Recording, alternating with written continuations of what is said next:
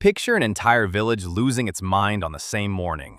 People tearing at their skin, screaming that insects are crawling underneath it. Others staring at their own fingers as they turn black and drop off, one by one. No plague, no attack. The cause was sitting on every single table, their daily bread. Right now, bread is probably the most boring, harmless thing in your kitchen. Flour, water, heat. You trust it with your life, and you do, every single day, without a second thought. For more than 1,000 years, that same loaf hid an invisible killer. Not a poison anyone added, something that grew right inside the grain, survived the oven, and waited in the bread itself.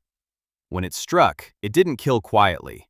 It made people convulse, hallucinate, and see demons.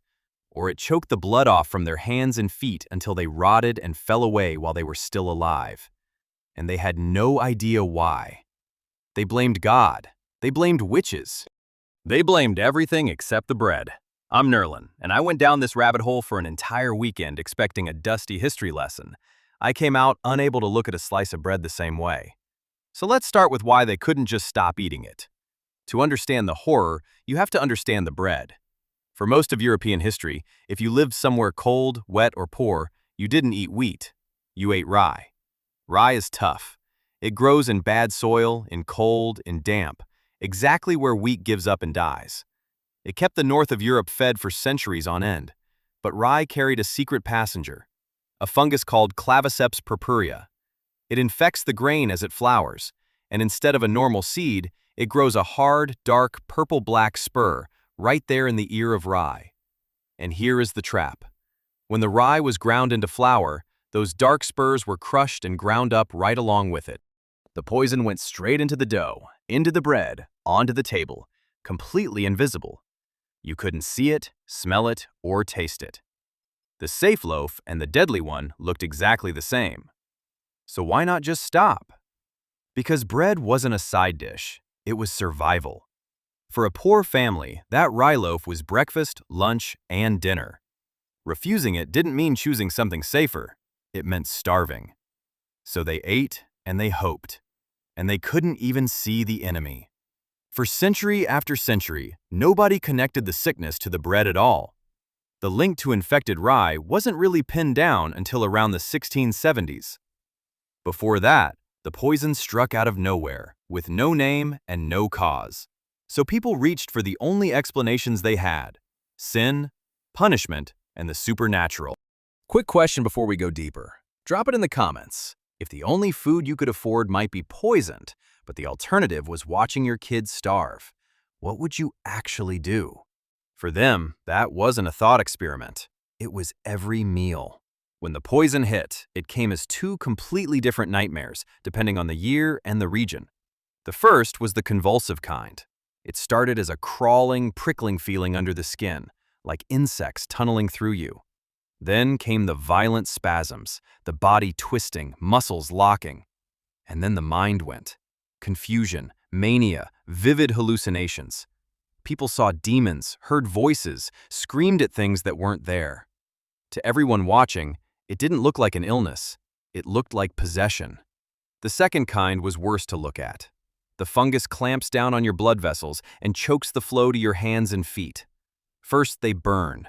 Victims said it felt like being on fire from the inside. Then they go cold, turn black, and the dead flesh simply rots and falls away. Fingers, toes, whole limbs. They called it holy fire, St. Anthony's fire. There was an entire religious order, founded in 1095, that existed mainly to care for these people. And this was not rare. One of the earliest records, from the year 857 in the Rhine Valley, describes people whose limbs rotted and fell off. In 10th century France, outbreaks killed tens of thousands. As late as 1778, a single French epidemic killed over 8,000. Historians count at least 83 separate outbreaks. This thing haunted Europe for the better part of a millennium. Personally, I think the most unsettling part isn't the dying. It's how easily people blame the wrong thing. Here's the most famous example, and I have to be careful because this is a popular idea that's also hotly disputed. In 1692, in Salem, Massachusetts, young girls started having fits, convulsions, and visions, and the community answered by accusing its neighbors of witchcraft. People were hanged. Then, in 1976, a researcher named Linda Caporael published an argument in the journal Science. What if those bewitched symptoms were actually convulsive poisoning from ergot in the rye bread? It's a haunting idea. It's also been heavily criticized. Other scientists showed the symptoms don't fully fit, and most historians today don't accept it. So treat it as a maybe, not a fact. But the reason it spread so fast tells you something true. When you can't see a poison, you reach for a villain. For them, it was witches. The real suspect was rising in the oven. So, second question for the comments. Before this video, had you ever heard the witches and bread theory? Be honest. Because the strangest twist is what this poison turned into next. You'd assume we wiped this thing out. We didn't. We put it to work. In 1938, a Swiss chemist named Albert Hofmann was studying the chemicals inside this exact fungus, hunting for new medicines. From one of them, he built a brand new compound, LSD. Yes, that LSD. One of the most famous mind-altering drugs in history came straight out of the poison that drove medieval villages insane. And it gets stranger, because the same fungus is genuinely saving lives right now. Tamed and measured into exact doses, its chemicals became real medicine. One is used to treat severe migraines. Another is given to mothers to stop deadly bleeding after childbirth. It's on the World Health Organization's list of essential medicines. And the poisoning itself isn't ancient history either.